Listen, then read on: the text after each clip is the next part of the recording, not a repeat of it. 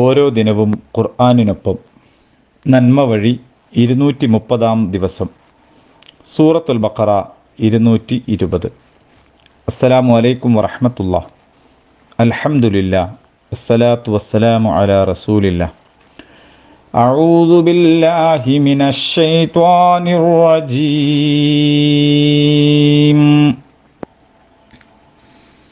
في الدنيا والآخرة ويسألونك عن اليتامى قل إصلاح لهم خير وإن تخالطوهم فإخوانكم والله يعلم المفسد من المصلح ولو شاء الله لأعنتكم ഇന്നല്ലാഹ അസീസുൻ ഹകീം. നിങ്ങളുടെ ഇഹത്തെക്കുറിച്ചും പരത്തെക്കുറിച്ചും അനാഥകളോട് എങ്ങനെ വർത്തിക്കണമെന്നും അവർ നിന്നോട് ചോദിക്കുന്നുണ്ട്. പറയുക, എങ്ങനെ വർത്തിക്കുന്നതാണോ അവർക്ക് ഗുണകരം, അങ്ങനെ വർത്തിക്കുന്നതാകുന്നു ഉത്കൃഷ്ടമായിട്ടുള്ളത്. നിങ്ങൾ ചെലവും താമസവും അവരുടേതിനോട് ഇടകലർത്തുന്നതിൽ അഹിതമില്ല. അവർ നിങ്ങളുടെ സഹോദരങ്ങൾ തന്നെയാണല്ലോ.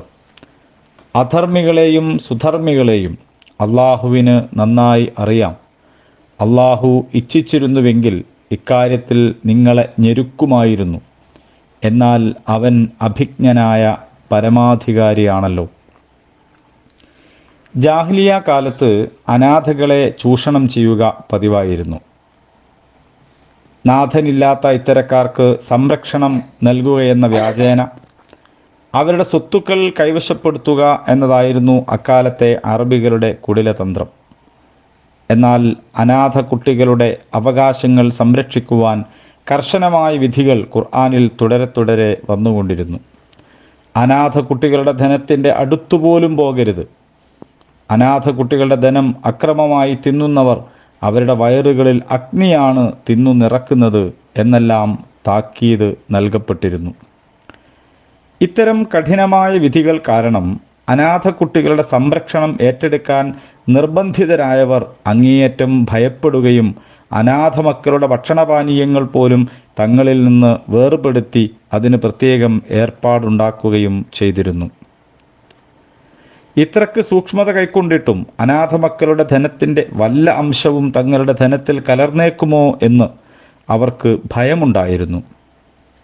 അതുകൊണ്ടാണ് അനാഥ മക്കളുമായുള്ള തങ്ങളുടെ ഇടപാടിൻ്റെ ശരിയായ രൂപം എന്തായിരിക്കണമെന്ന് നബിയോട് അവർ അന്വേഷിച്ചത്. സാമൂഹികമായ പാരസ്പര്യവും സഹകരണവുമാണ് ഇസ്ലാമിക സമൂഹത്തിൻ്റെ അടിത്തറ. മുസ്ലിം സമൂഹം തങ്ങൾക്കിടയിലുള്ള ദുർബലരുടെ ക്ഷേമം പരിരക്ഷിക്കാൻ പ്രതിജ്ഞാബദ്ധമാണ്. അനാഥ മക്കളെ ഏറ്റെടുക്കുകയും അവരെ വളർത്തുകയും അവരുടെ സമ്പത്തിനെ സംരക്ഷിക്കുകയും വേണം. അള്ളാഹു അനുഗ്രഹിക്കട്ടെ. അൽഹംദുലില്ലാഹി റബ്ബിൽ ആലമീൻ.